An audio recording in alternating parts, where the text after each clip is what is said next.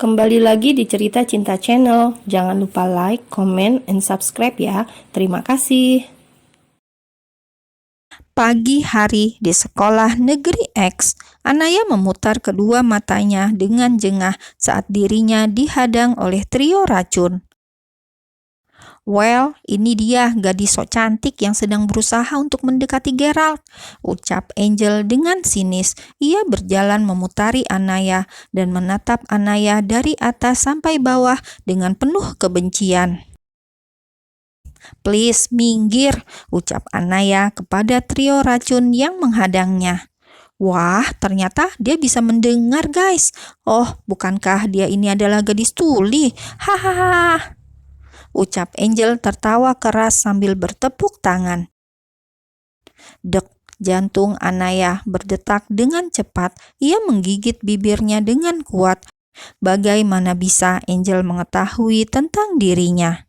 "Angel, please," Anaya memohon kepada Angel agar tetap diam. Melihat Anaya yang ketakutan, tentu saja malah semakin membuat Angel sangat senang dan semakin gencar mengganggu Anaya untuk membalaskan dendamnya. Sepertinya dia ketakutan," ucap Angel kepada kedua temannya.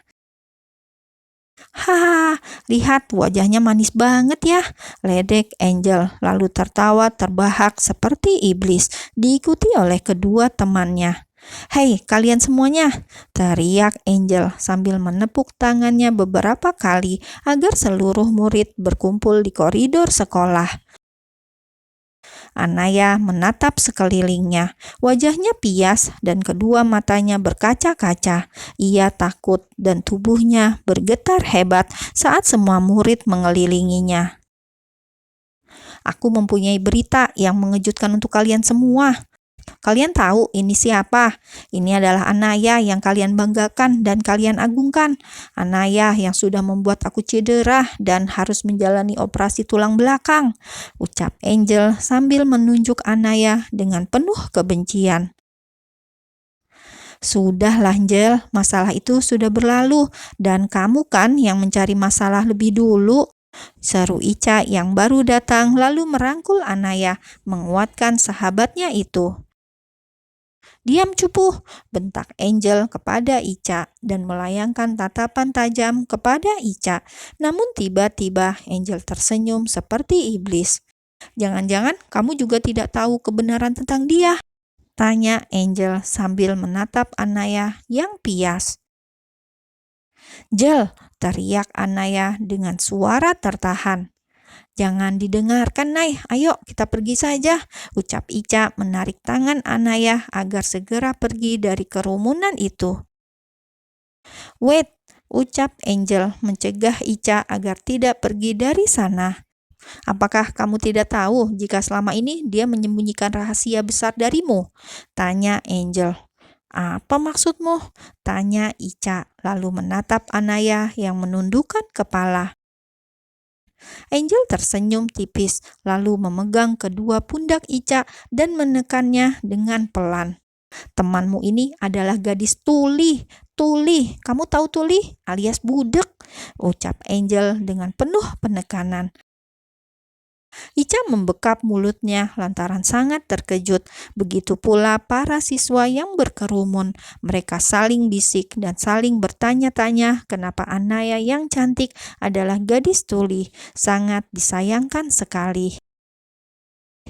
Anaya menjatuhkan air matanya dengan begitu derasnya.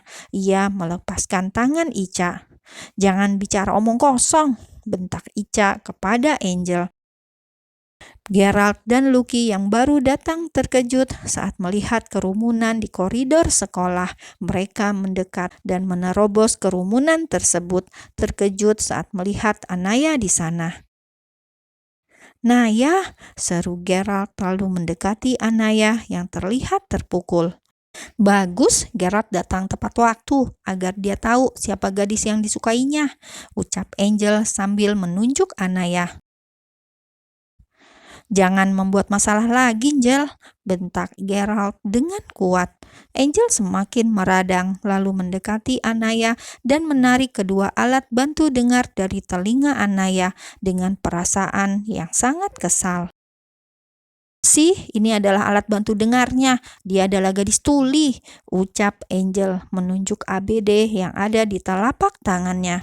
Semua orang terdiam, begitu juga dengan Gerald dan Ica. Anaya memejamkan kedua matanya dengan erat. Ya, aku gadis tuli. Aku tidak bisa mendengar tanpa alat bantu itu, ucap Anaya dengan segala rasa sesak di dada. Air matanya mengalir deras membasahi pipinya. Angel tersenyum puas, lalu menerima toa yang diberikan oleh Bonita. Ia menyalakan sirine yang ada di toa tersebut dengan volume yang sangat keras, membuat semua orang yang ada di sana langsung menutup telinga mereka karena suara tersebut begitu menusuk gendang telinga mereka, kecuali Anaya yang tidak bergeming. Gerald menatap Anaya dengan tatapan yang sulit diartikan, begitu pula dengan Ica. "Naya," ucap Ica memegang tangan Anaya dengan lembut. Namun Anaya langsung menepis tangan Ica dengan kasar. "Aku rasa persahabatan kita sampai di sini," ucap Anaya langsung beranjak dari sana, membelah kerumunan tersebut. Tidak ada yang tulus kepadanya. Lalu, salahkah seorang gadis tuli berada di tengah-tengah orang normal? Salahkah dirinya jika selama ini menutupi kekurangannya? Angel dan kedua temannya tersenyum dengan penuh kemenangan. "Lo jahat, tahu nggak?" bentak Ica, lalu mendorong Angel hingga terjengkang di atas lantai. "Brengsek," umpat Angel yang dibantu dua temannya untuk berdiri. Ica berlari mengejar Anaya yang meninggalkan area sekolah. "Lo nggak punya hati, Angel, urusan kita belum selesai," umpat Gerald lalu mengejar Anaya. "Dasar brengsek." Kali ini Lucky yang mengumpat ketiga gadis itu. Ia pun ikut mengejar Anaya. "Kenapa mereka tetap membela gadis tuli itu?" geram Angel sembari mengepalkan kedua tangannya dengan erat. "Naya!" teriak Ica yang terus mengejar Anaya sampai keluar pintu gerbang sekolah. Anaya terus berlari hingga menyeberangi jalan raya. Ia tidak melihat situasi jalan raya tersebut.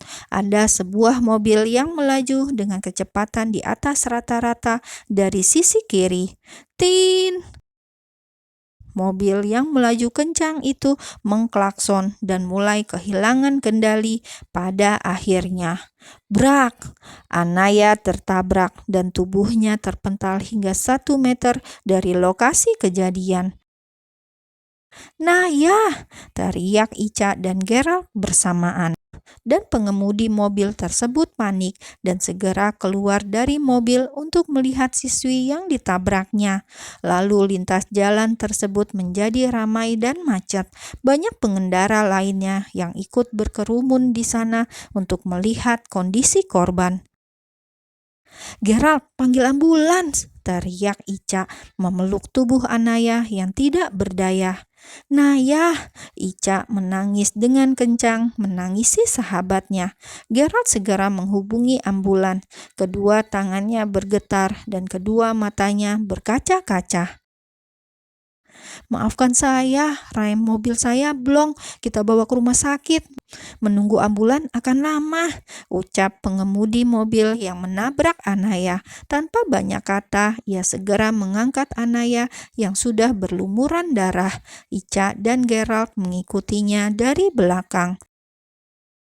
Satpam sekolah yang ikut melihat kondisi Anaya pun segera memberitahukan kejadian tersebut kepada pihak sekolah dan keluarga korban. "Angel!"